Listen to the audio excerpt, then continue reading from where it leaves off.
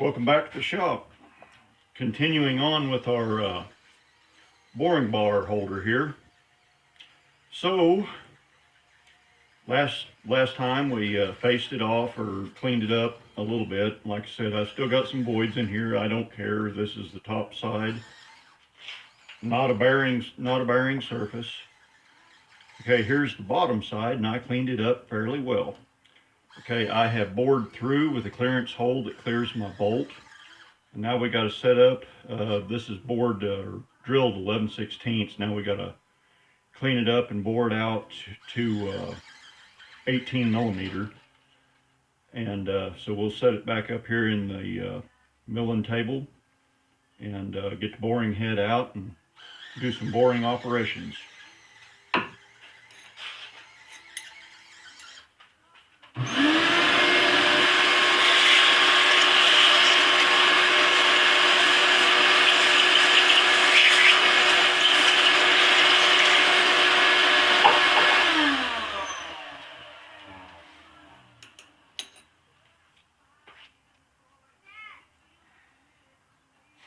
I don't need them.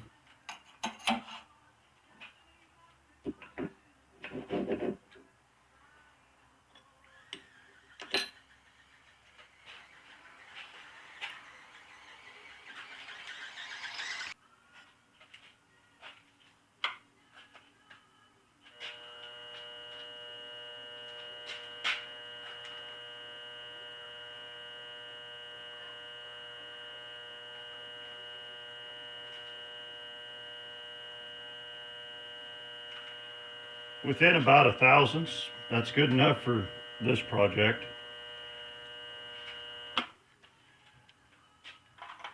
Kind of a friend of the family gave me this concentric indicator here a while back, a 3 years ago. I didn't even know what one was, and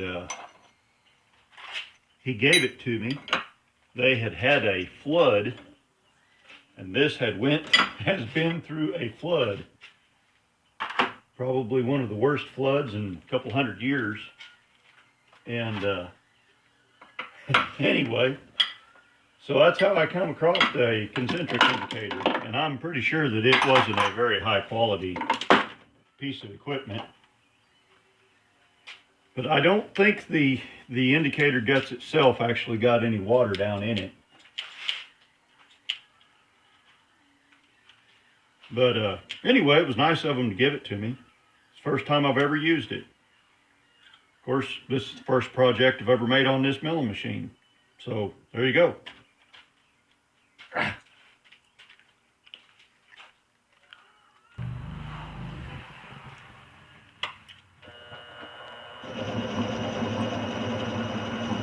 So it's pretty obvious, or should be pretty obvious to everybody, that I really need to rig me up some kind of way to lock the table down, the X and Y of the table, because this is got a lot of give to it. Oh well.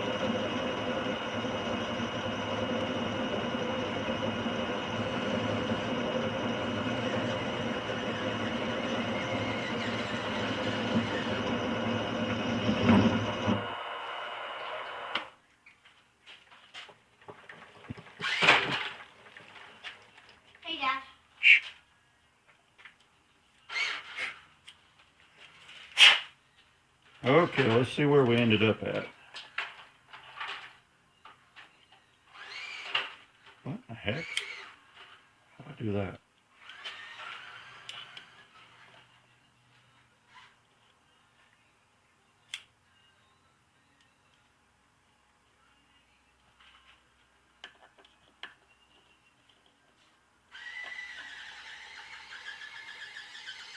Okay, we're 0.33 millimeters oversized, so that ought to be a good fit. Let me get that off there and deburr that, and we'll see what we got to do next. Okay, the next thing we need to do, mount her up here on the tool post. Now you could take your tool post or your bed, your tool post, whatever, your center, do a bunch of complicated math and measure from up to the center of your work, the center of your spindle. I don't believe in complicated math. I believe in the WAG system. So here we go. I learned this little trick from a feller named Mr. Kim. So we're square with the chuck.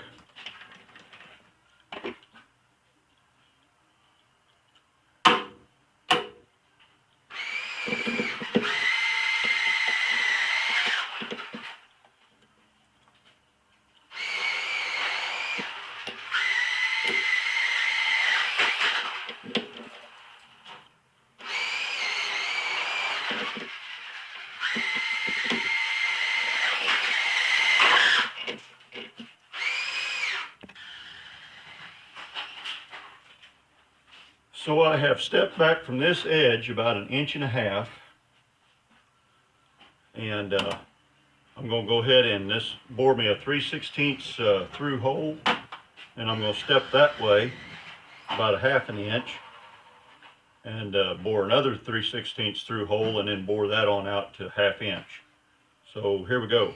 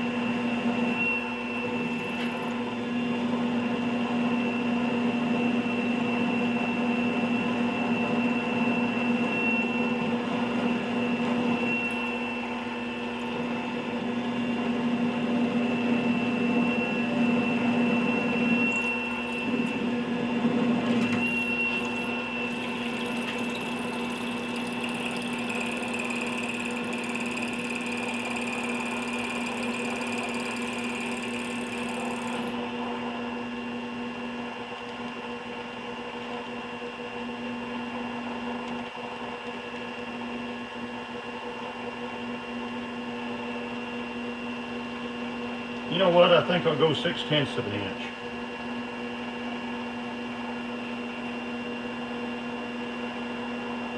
Yeah, I think that'll work better.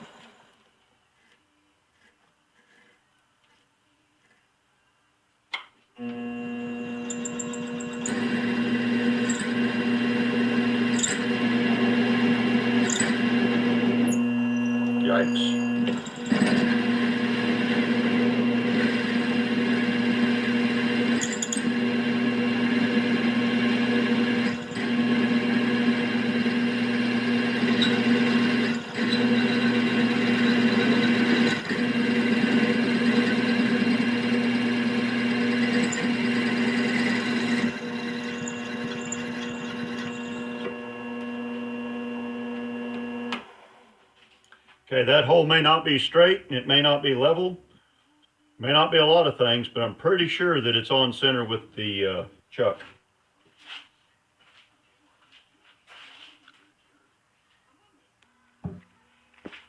Okay, so we're over here at the vise, and I'm going to use my precision hole saw, or my precision slitting saw, and we're going to split this thing. And this will be the relief hole for the slot, and then we'll split it all the way to the end here. And after we get it split, then we'll drill and tap and put a clearance hole in for a clamping bolt.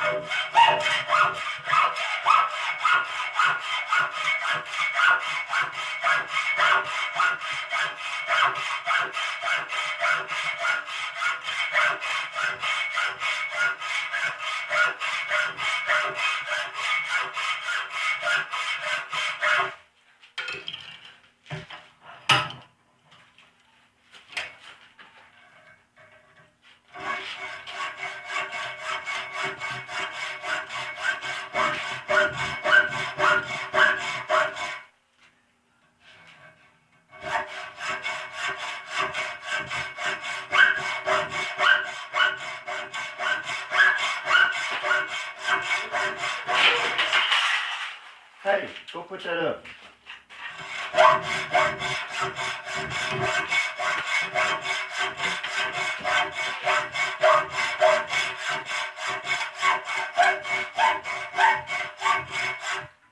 Leave it alone. No. Okay, well, that's kind of boring. I'm going to finish that off camera. Okie doke, we got us a hole through here. Got a 9/32 clearance hole here, and then I've got a, what is that, 3/16? No, a little bit bigger than that. Anyway, I got my tack drill hole here, my clearance hole here. Now I'll get my precision power tapping tool out here, and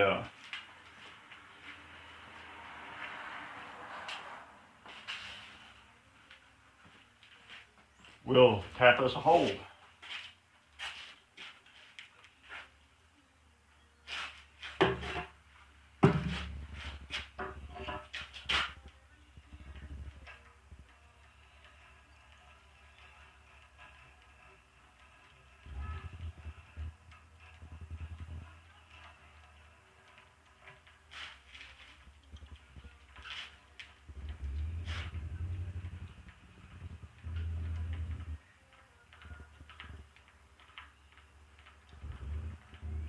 There we go, easy peasy Japanesey. So as you can see, I've got a pretty good little old selection of these Shars boring bars that go into the Shars boring head, and these are all 1/2-inch shank. And when I was buying all this, I did not realize that the boring head came with a set of boring bars.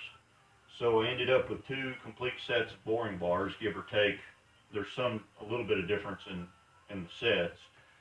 But anyway, can't have too many things like this, I reckon.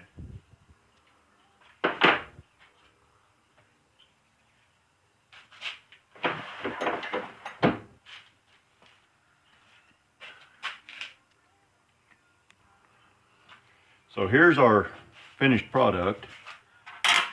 So I just took a 1/4 inch by 1.5 inch bolt, or a 1/4 inch by 2 bolt, and cut the threads all the way down to the end. And we're just going to screw that up from the bottom. And the reason I used a bolt instead of a stud is I really don't want to Loctite this down in the hole. Probably a fair chance that I'm going to break this off in there someday. And I think it might be easier to get a broken bolt out than a broken stud out. I did relieve that hole about a 1/16 of an inch deep here on the back side.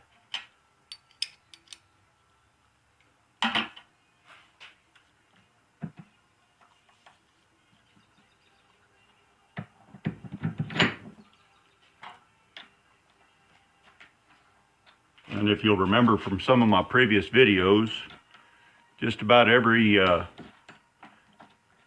nut on this thing, or bolt, every fastener on this thing that I've fooled with on a regular basis takes 3/4 inch wrench.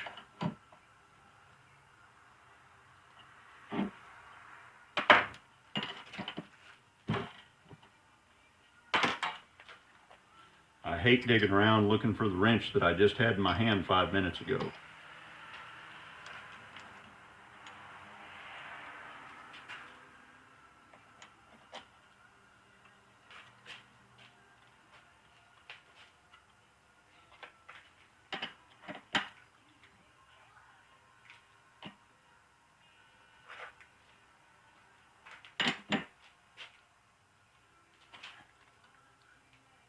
That holds her good and tight, that's for sure. Okay, I've got, you can't really see it, but I've got a piece of 3/8 brass tubing, or brass pipe up in there.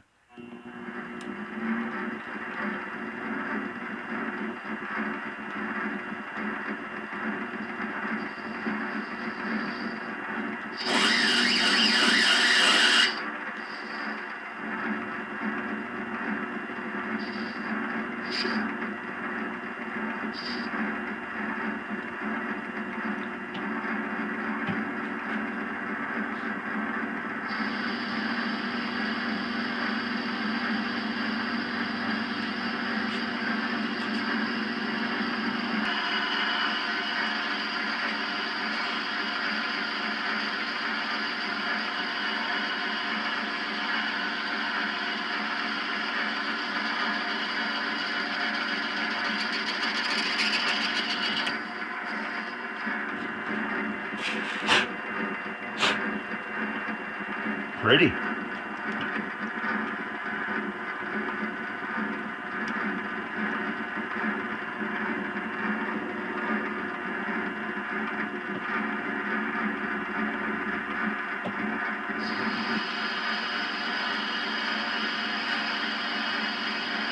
That's about 15 thousandths depth of cut, 400 and some RPMs. I can't tell you what the feed rate is because I haven't really deciphered it yet.